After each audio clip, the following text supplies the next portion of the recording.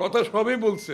রাজধানীর বনানীতে একটি হোটেলে সাংবাদিকদের সাথে কথা বলেন বিএনপির স্থায়ী কমিটির সদস্য আমির খসরু মাহমুদ চৌধুরী। এ সময় তারেক রহমান সহসাই দেশে ফিরবেন, সব কিছু প্রস্তুত করা হচ্ছে বলেও জানান তিনি।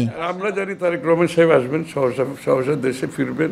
ওনার বাড়িঘর সব প্রায় শেষের দিকে, ওনার অফিসের কাজও প্রায় শেষের দিকে। আর যারা গুঞ্জন করছেন তাদেরকে গুঞ্জন করতে দেন। উনি দেশে ফিরে আমাদের নির্বাচনী নেতৃত্ব দিবেন। আগামী দিনে বিএনপি যদি সরকার গঠন করে ওনার নেতৃত্বে মন্ত্রিসভা গঠন হবে। মেডিকেল বোর্ডের সিদ্ধান্তেই বেগম খালেদা জিয়ার বিদেশ যাত্রা নিশ্চিত হবে বলে জানান আমির খসরু। সমস্যা হচ্ছে ডাক্তারদের সিদ্ধান্ত কি, উনি কি দেশে বিদেশে যেতে পারবেন কিনা, উনি ট্রাভেল করতে পারবেন কিনা, এটা হচ্ছে সমস্যা এই মুহূর্তে।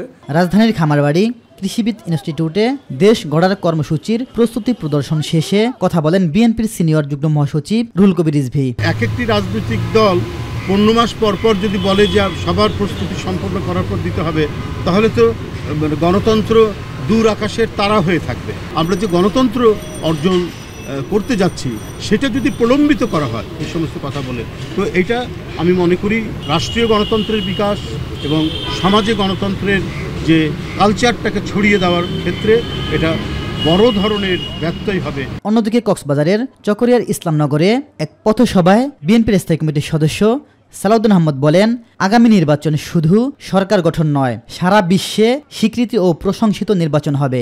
শেখ হাসিনা বাংলাদেশের অস্তিত্বে কখনো বিশ্বাস করেনি, মনে প্রাণে কখনো তিনি বাংলাদেশে অবস্থানই করেনি, বাংলাদেশের মানুষের কখনো সেবা করেনি। তারা শুধু সেবাদাস হিসাবে এবং একটি পার্শ্ববর্তী দেশের সেবাদাস হিসাবে বাংলাদেশে তারা ক্ষমতায় অধিষ্ঠিত ছিল এই দেশের সম্পদ পাচার করার জন্য। বাংলাদেশ শক্তিশালী গণতান্ত্রিক রাষ্ট্রের রূপান্তরের সন্ধিক্ষণে দাঁড়িয়ে আছে বলেও জানান সালাউদ্দিন আহমেদ।